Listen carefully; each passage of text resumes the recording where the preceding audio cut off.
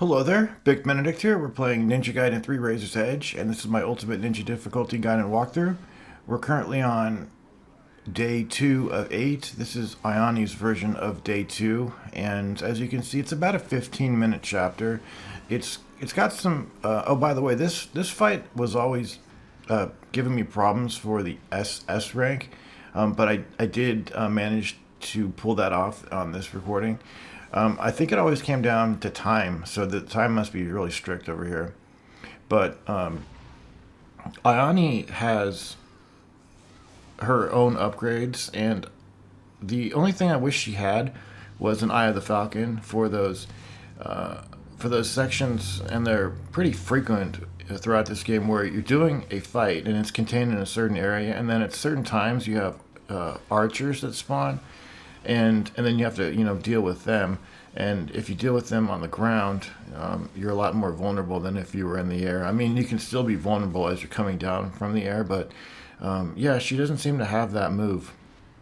In fact, she doesn't have that move, and I don't buy hardly any upgrades for her because my focus on this was first of all to upgrade her weapon to level 2. I wasn't able to upgrade it to level 3 until like after I had cleared the level and I was on the scorecard, and it lets you upgrade. So at the by the end of the stage, I was able to upgrade to level 3.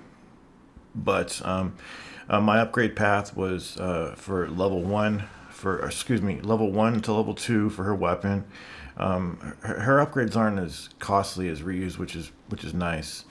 Why should they be? You only play her 2 times.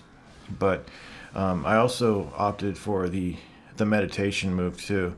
So I think the level 2 and the meditation, I can't remember. I think the meditation was like 40,000, and then 100,000 for level 2 for her weapon. I could be wrong about that, but we'll see during the fight. Now, this fight's not too difficult. At one point, there's going to be a gate that lowers, and then there's going to be some Vangels coming in.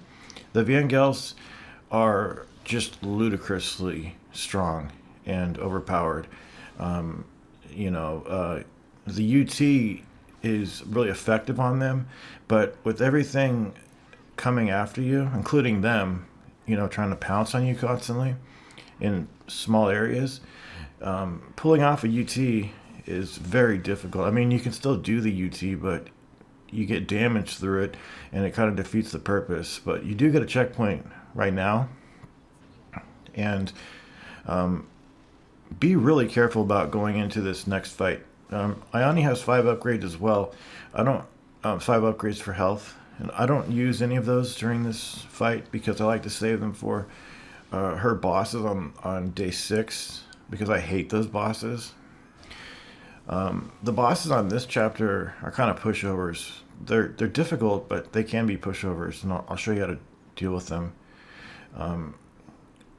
But this next fight that's coming up, it's just kind of hellacious because you've got a Vangelf that spawns at first, and anytime there's Vangelfs in this game, no matter who you are, what character you're playing as, they're a big nuisance. So what am I gonna do here? I guess I was just perusing the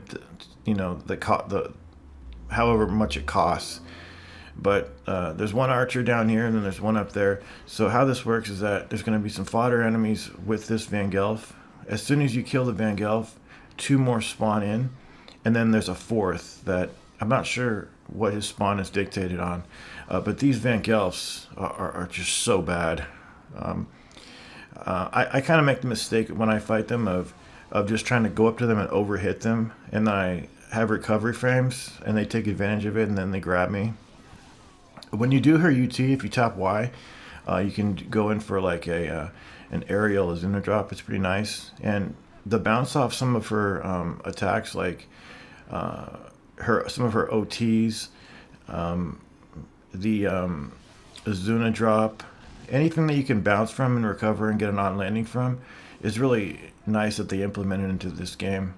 For instance, with the scythe and certain other weapons, Azuna drops, off of you can do the move, and then it'll bounce you, and then it will put you into a position where you can get an on landing charge. That's not the case with the forward. When you're doing the Azuna drop and you press forward to do the underworld drops, you can't get bounce and on landing charge setups from those. But I would anytime you have magic, I would use it on the Van Gelfs. And anytime you've got Bloody Rage, try to focus it on the Van Gelfs as well. I know it's not always possible to control where it goes, but the main thing that's so challenging about this fight is just the constant attacks of the enemies and the Van Gelfs being so goddamn strong. They were perfect in Ninja Gaiden 2. I'm talking about the original. They screwed them up in Sigma 2. But in this version, like, they've been screwed up beyond all repair. And I don't know what Van Gelf this is. This is probably the fourth one. I have no clue. But the problem is that there's a final wave that you have to deal with, and it's all tack ninjas. So if you can upgrade your weapon to level 2 and have the meditation, that would help. I think I made a mistake there using the Bloody Rage on these shit enemies when I could have saved it up for these guys over here. I have enough now to buy the level 2 sword. So what's that? Yeah, it's 100,000 for level 2. And then we don't have enough to use the meditation, so we'll have to bait them into doing that. And I'm sorry that my gameplay is rather samey all the time, but the problem is that I like to focus on buying certain things, and that precludes me from buying other things. Basic things like flying swallows, guillotine throws. The guillotine throw, it's like 100,000. And trying to focus on upgrading my scythe and other weapons, I just feel like you're really limited on this difficulty in this game in general about the costliness of the upgrades. I mean, I think the basic moves, they shouldn't even be things that you have to fucking buy in the first place. I know they're trying to pad out the game, but they could have at least save the basic moves as just inherent moves that you have.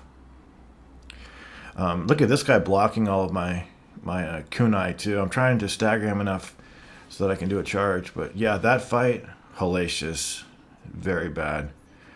And now it's your choice. If you want to save it now, you can. If you want to proceed and do the test of valor, because you have a checkpoint. And I'm going to skip this fight because it's thankless. And I think all it is dogs and Van Gelf. So you can imagine how, and, some rocket launcher guys, how thankless that would be. So that fight can just, remain unfought because I loathe it. And there is a test of valor, and I'm going to participate in it, excuse me. And I would recommend that you participate in it too. One thing that I didn't elaborate on the test of valors is that it doesn't matter if you participate in them and then lose and then leave, because even if you lose, you still retain the karma that you earned while you were doing it. So there's really no point to not doing it, and you get a free heal after you leave. So it's really nice. Now coming down here just to do this fight, because if you do the wall runs and you fall, which you're inevitably going to do probably, watch out for the couple of pirates over here. I don't think you have to come back. You probably do. If you do the test of valor, you'll inevitably have to come down here and fight this fight. Yes, you will have to do it, so I just like to get it over with. I have to report that I did really horribly on the test of valor. I only got to like wave 2. And one of the reasons, the reason that I don't include the test of valor is I can't do them on Ultimate Ninja. They're too hellacious, But still, at least do what you can, earn what you can, because like I said, you leave with what you earned while you did it, even if you fail, and you get a free heal on the way out. So we've got some tricky wall runs over here. These wall runs are not the easiest to understand, even with the paint telegraphs on the wall. So you're probably going to fall. If you don't, I envy you because I always fall on these. I didn't earn hardly anything on the Test of Valor, but I earned something, it was enough. And I won't have enough time to talk about it on the bosses because they're so short-lived, but when you are doing UTs in this game, there are like two beginnings of a UT, and it's kind of weird to say it, but like if you press Y, like if you press and hold Y, and then you press Y again, he'll do if you're Ryu and you have the dragon sword, it'll kind of curl up and do a different startup look to the UT. It's the same UT, but it can be beneficial if you want to like push the enemy away from you as you're beginning to charge. So what you do, like I said, is you press and hold Y, and then you press Y again, and it can be helpful on the bosses to push them away. And I'm sorry I haven't gone over it yet, but it's one of those things that it's so inherent in what I do. And it's not that it's a different UT. It's not like a whole other thing. I think by now we should have, we have the level 2 weapon. Okay, we can do the Azuna drop. Her Azuna drop should be X, Y, 5X is Y. And then on this encounter down here, don't worry, I haven't forgot the golden scarab. It just wouldn't let me go up the wall at this point. But on the bosses, it's just going to be a UT spamming fest, and it's luck based, my strategy, but you will get the job done.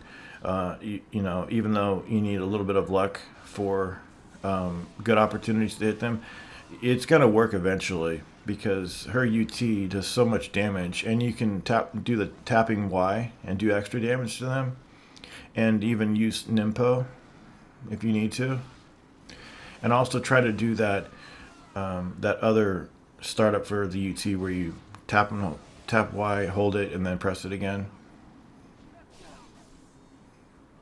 You'll see it. I'll point it out in the next video because I have, by the beginning of day 3 for Ryu, purchased the Scythe level 3, so now I can focus on other weapons.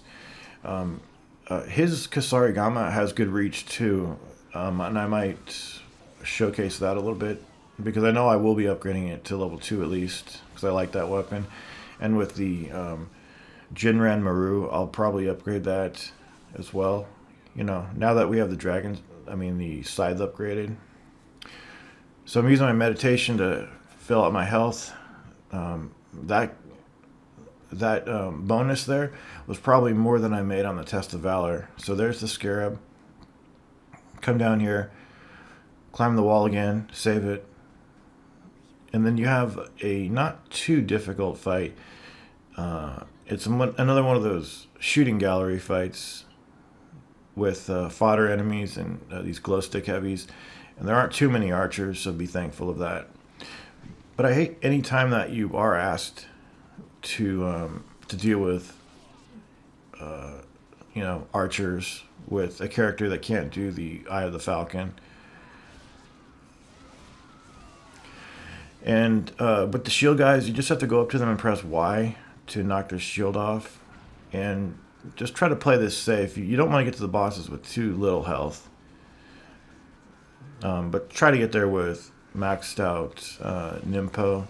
So use the Nimpo early on. And this is such a long fight that by the time, if you do use the Nimpo early on, you'll be able to accrue almost all of it, or all of it, by the end of the fight.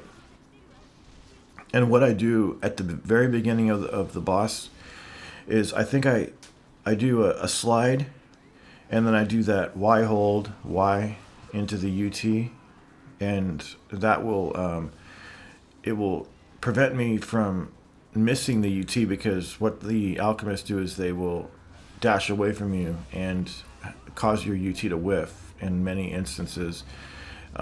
So if you can kind of push them away and stagger them and then charge your attack, it works wonders.